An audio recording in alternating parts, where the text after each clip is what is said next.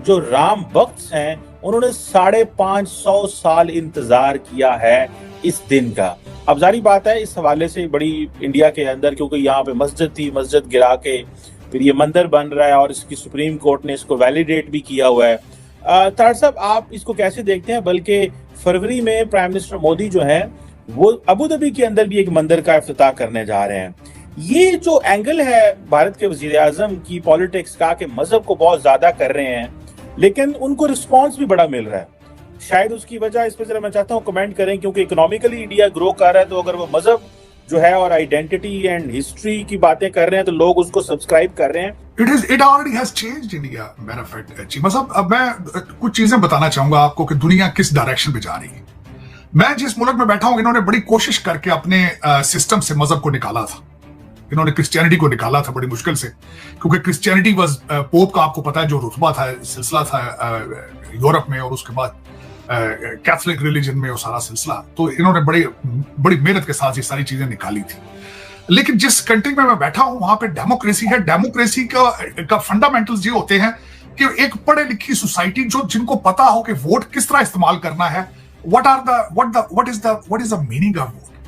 तो वो अब वहां पे वो सिस्टम कोलैप्स कर रहा है, क्योंकि सिस्टम बहुत पुराना है, इसको रिफॉर्म नहीं किया गया।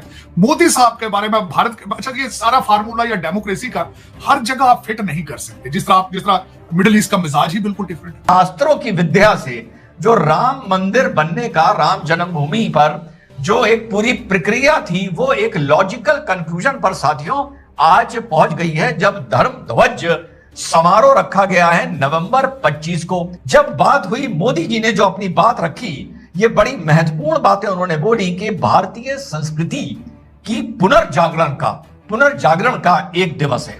ये संतों की साधना को नमन है। ये सदियों तक श्री राम के आदर्शों को चारों दिशाओं में फैलाता रहेगा। उसके बाद उन्होंने कहा कि सत्यमेव जयते का प्रतीक है।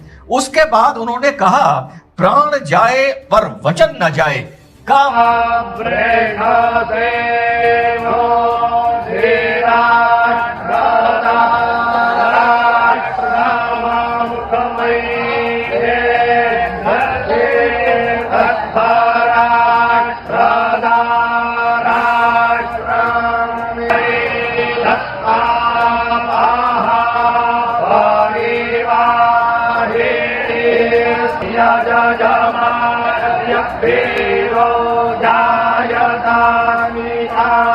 जो राम भक्त हैं उन्होंने 550 साल इंतजार किया है इस दिन का। अब जारी बात है, इस हवाले से बड़ी इंडिया के अंदर, क्योंकि यहाँ पे मस्जिद थी, मस्जिद गिरा के फिर ये मंदिर बन रहा है और इसकी सुप्रीम कोर्ट ने इसको वैलिडेट भी किया हुआ है। तार साहब, आप इसको कैसे देखते हैं? बल्कि फरवरी में प्राइम मिनिस्टर मोदी जो है वो अबू धाबी के अंदर भी एक मंदिर का इफ्तिताह करने जा रहे हैं। ये जो एंगल है भारत के वजीर आजम की पॉलिटिक्स का कि मजहब को बहुत ज्यादा कर रहे हैं, लेकिन उनको रिस्पांस भी बड़ा मिल रहा है। शायद उसकी वजह, इस पर जरा मैं चाहता हूँ कमेंट करें, क्योंकि इकोनॉमिकली इंडिया ग्रो कर रहा है, तो अगर वो मजहब जो है और आइडेंटिटी एंड हिस्ट्री की बातें कर रहे हैं तो लोग उसको सब्सक्राइब कर रहे हैं। It already has changed India manifest. मतलब अब मैं कुछ चीजें बताना चाहूंगा आपको कि दुनिया किस डायरेक्शन में जा रही है। मैं जिस मुल्क में बैठा हूं, इन्होंने बड़ी कोशिश करके अपने सिस्टम से मजहब को निकाला था। इन्होंने क्रिश्चियनिटी को निकाला था बड़ी मुश्किल से, क्योंकि क्रिश्चियनिटी वाज पोप का, आपको पता है, जो रुतबा था, सिलसिला था यूरोप में, और उसके बाद कैथोलिक रिलीजन में वो सारा सिलसिला। तो इन्होंने बड़ी मेहनत के साथ ये सारी चीजें निकाली थी।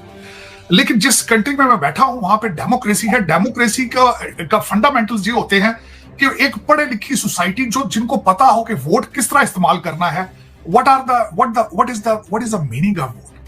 तो वो अब वहां पे वो सिस्टम कोलैप्स कर रहा है, क्योंकि सिस्टम बहुत पुराना है, इसको रिफॉर्म नहीं किया गया। मोदी साहब के बारे में भारत के, अच्छा ये सारा फार्मूला या डेमोक्रेसी का हर जगह आप फिट नहीं कर सकते। जिस तरह मिडिल ईस्ट का मिजाज ही बिल्कुल डिफरेंट। शास्त्रों की विद्या से जो राम मंदिर बनने का, राम जन्मभूमि पर जो एक पूरी प्रक्रिया थी, वो एक लॉजिकल कंक्लूजन पर साथियों आज पहुंच गई है, जब धर्म ध्वज समारोह रखा गया है नवंबर 25 को। जब बात हुई, मोदी जी ने जो अपनी बात रखी, ये बड़ी महत्वपूर्ण बातें उन्होंने बोली कि भारतीय संस्कृति की पुनर्जागरण का एक दिवस है। यह संतों की साधना को नमन है। ये सदियों तक श्री राम के आदर्शों को चारों दिशाओं में फैलाता रहेगा। उसके बाद उन्होंने कहा कि सत्यमेव जयते का प्रतीक है। उसके बाद उन्होंने कहा प्राण जाए पर वचन न जाए का प्रतीक है। और उसमें अब यहाँ पे देखिए, जज्बात एक अलग चीज है, ऑन ग्राउंड रियलिटी एक अलग चीज है। हिंदुस्तान, भारत जो है, मेजॉरिटी कौन है वहां पे? हिंदू। इस सबसे पहले मोदी साहब ने कहा, उनका प्लान ही ये है कि मेजॉरिटी में से मेजॉरिटी के वोट लेंगे, हमें माइनॉरिटी की जरूरत ही नहीं। मेजॉरिटी में से मेजॉरिटी के वोट ले लेंगे, उन्हें जरूरत ही नहीं है। उनको डिलीवर कर जाते हैं, उनका डिलीवर हो रहा है सारा कुछ। और उसमें अगर जो उनका फार्मूला है वो बिल्कुल फिट भी बैठा है कि भारत में तरक्की भी बहुत की है।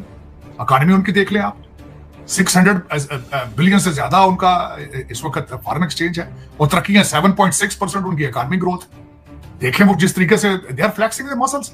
अब अगर वो मोदी साहब को चीजें वो सर्व, ये तो उसका अच्छा दूसरा इलेक्शन का साल, इलेक्शन का फायदा भी लेंगे वो इस पे, जाहिर है ऑफ कोर्स। लेकिन उसमें अगर देखा जाए तो इसमें हमारे जो मुसलमान हैं वहां पे और दूसरे लोग हैं सारे इसको जज्बाती तौर पे ले जाते हैं। हालांकि जज्बाती नहीं होना चाहिए, ये हकीकत है कि इन्वेडर्स आए थे, उन्होंने कई मंदिरों के अंदर मसाजिद बनाई थी। ये कोई एक बाबरी मस्जिद का अकेले का मसला नहीं था, वहां पे क्योंकि वो थे और कन्वर्जन करते रहे बाय फोर्स, इसमें कोई शक नहीं है। आप हिस्टोरिकली कोई किताब पढ़ के देख लिया, कन्वर्जन ज्यादातर जहां पे हुई है बाय फोर्स हुई है या लालच दे के हुई है। जो कुछ भी जमीनों की जिस तरह भी कन्वर्जन, जो भी धर्म ध्वज समारोह रखा गया है, जो एक समापन है श्री राम जन्मभूमि मंदिर का, या क्या ये समारोह आपके हिसाब से बिहार चुनाव से पहले नहीं हो सकता था? सोचिएगा, इस नजरिए से भी सोचिएगा। मेरा मानना है आसानी से हो सकता था, लेकिन अगर भाजपा की सरकार यह समारोह बिहार के चुनाव से पहले रखती तो जाहिर सी बात है विपक्ष और कुछ लोग इस देश में मातम करते हुए नजर आते कि जानबूझकर उधर वोटिंग को इन्फ्लुएंस करने के लिए, हिंदू माइंड को इन्फ्लुएंस करने के लिए इतना बड़ा समारोह रखा गया है। बिहार से ट्रेनें चलाई जा रही हैं, बिहार से सरकारी बसेस चलाई जा रही हैं, बिहार से आने वाले लोगों के लिए अयोध्या में विशेष रहने का इंतजाम किया गया है ताकि वो वापस जाकर भाजपा का प्रचार करें। और तब जब भाजपा 200 सीट लाके या एनडीए खड़ी होती तो यकीन करिए पूरा देश जो भी विपक्ष में है वो क्या बोलता, वो ये बोलता कि राम के नाम पर, मंदिर के नाम पर राजनीति कर ली। अमेरिका को सबसे बड़ा इशू इस वक्त ये है, बल्कि वेस्टर्न सिविलाइजेशन को सबसे बड़ा मसला ही उनका यही नजर आ रहा है कि उनकी इकॉनमी इतनी तेजी से आगे जा रही है और वो आंखें भी दिखा रहे हैं साथ। और दूसरा, मैं सबसे ज्यादा, मैं क्योंकि खुद एक इमिग्रेंट हूं, जो मैं सबसे ज्यादा बात उनकी प्रेज करता हूं कि Indian diaspora is the strongest diaspora on the planet, regardless any country you pick up. आप एक ऐसा मजहब है, दुख के साथ ये कहता हूं, जिसका पहला लफ्ज इकरा है और सबसे ज्यादा अनपढ़ आप है, सबसे ज्यादा जाहिल आप है। आपका हर मौलवी जाहिल है जो आपको सब रोजाना जुमे के खुतबे लीड करता है, आपकी मस्जिदों में सारा दिन सियासी तकरीरें करता है। पूछा जाए तो दो लफ्ज ना उर्दू के जानता है ना इंग्लिश के जानता है। अरबी मुंशी फाजल पढ़ के आ जाते हैं तो आलम सारे अरबी, डॉक्टर साहब ने PhD अरबी की थी। और यार को खुदा दा खौफ करो, तुसी को बचो, कोई तरक्की वाले पासे जाओ। बाबरी मस्जिद की बात कर रहे हैं, जो मुझे आप बाबरी मस्जिद की बात कर रहे हैं, इस वक्त अगर देखा जाए तो things are not looking good among both countries. India और पाकिस्तान के हवाले से भी अगर देखा जाए, मैं बात उसकी ये भी करना चाहूंगा कि एक तरफ तो हमारे नवाज शरीफ साहब जो मुस्तकबिल के वजीर आजम है, बार बार ये कह रहे हैं कि भारत से रिलेशनशिप ठीक करेंगे। जो करंट सिटिंग प्राइम मिनिस्टर है वो कहते हैं 300 जंगें करने के लिए तैयार हैं। मैं कर रहा हूं कि आज का ये कार्यक्रम उन सभी के मुंह पर एक जोर का थप्पड़ है जो ये कहते आए हैं कि भाजपा। हेलो दोस्तों, स्वागत है आपका बाउंड्री ब्रेकर्स की एक और नई वीडियो में। प्रधानमंत्री नरेंद्र मोदी द्वारा 25 नवंबर 2025 को अयोध्या स्थित श्री राम जन्मभूमि मंदिर के मुख्य शिखर पर पवित्र भगवा ध्वज फहराने का दृश्य न सिर्फ मंदिर निर्माण यात्रा का औपचारिक समापन था, बल्कि भारतीय इतिहास में दर्ज होने वाला यह क्षण था जिसने सदियों पुराने संघर्ष और आस्था और सांस्कृतिक पहचान को एक ही पल में जीवंत कर दिया। ध्वज फहराने से पहले पूरे परिसर में वैदिक मंत्रों की गूंज, शंख ध्वनि और परंपरागत अनुष्ठानों ने उस वातावरण को और भी दिव्य बना दिया, जिसमें प्रधानमंत्री मोदी स्वयं परंपरा के अनुसार साधु संतों के साथ पवित्र जल से शुद्धिकरण प्रक्रिया में शामिल हुए।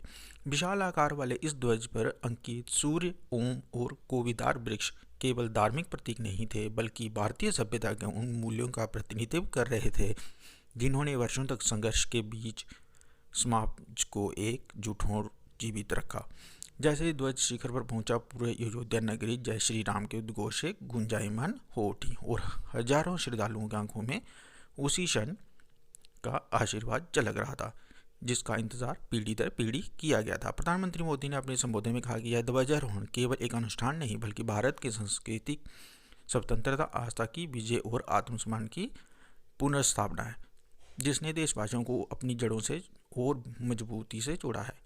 उन्होंने उसे उन करोड़ों लोगों के सपनों का पूरा होना बताया है जिन्होंने वर्षों तक इस दिन की कल्पना को जीवित रखा। कार्यक्रम में मौजूद संतों ने भी इसे राम राज्य के सिद्धांतों के पुनर्स्थापन का पहला संकेत कहा, जिसमें धर्म का अर्थ केवल पूजा नहीं बल्कि न्याय, कर्तव्य, त्याग और लोक कल्याण से था। मंदिर परिसर में उपस्थित हर व्यक्ति के लिए समारोह भावनाओं का ऐसा संगम था जिसमें आध्यात्मिक, सांस्कृतिक, राष्ट्रभाव और गौरव एक साथ प्रवाहित हो रहे थे। ध्वजारोहण के साथ मंदिर की स्थापना का संपूर्ण रूप सामने आया। भव्य शिखर से लेकर गर्भगृह, नुकीले कलशों से लेकर विस्तृत पार्कोटों तक, और यह स्पष्ट हो गया कि राम मंदिर अब केवल एक धार्मिक स्थल नहीं बल्कि भारत की आत्मा, परंपरा और सांस्कृतिक धरोहर का प्रतीक बन चुका है। जय श्री आने वाली पीढ़ियों के लिए उस विरासत की कहानी बन गई है जिसे किसी किताब, भाषण या इतिहासकार की कलम पूरी तरह नहीं समझा सकती, क्योंकि यह केवल देखा नहीं गया बल्कि महसूस किया गया। ऐसे ही मज़ेदार वीडियोस को देखने के लिए बाउंड्री ब्रेकर्स को सब्सक्राइब करें। मिलते हैं आपसे अगली वीडियो में, तब तक के लिए नमस्कार।